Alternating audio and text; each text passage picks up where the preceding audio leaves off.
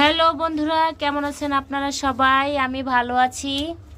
এই যে দেখেন, আপনাদেরকে দেখাচ্ছি গ্রামের বাড়ির কাঁঠাল নিয়ে এসেছি ঢাকাতে।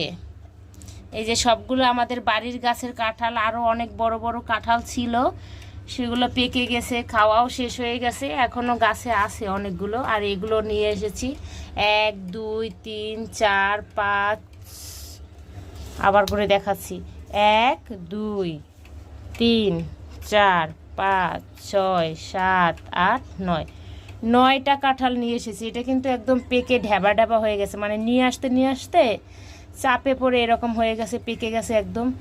এই আর এগুলো ভালো করে পাকেনি, ঘরে 1 2 দিন রাখলেই পেকে যাবে। তো সবাইকে কাঁঠাল খাওয়ার নিমন্ত্রণ রইল, আমাদের বাসায় আসবেন।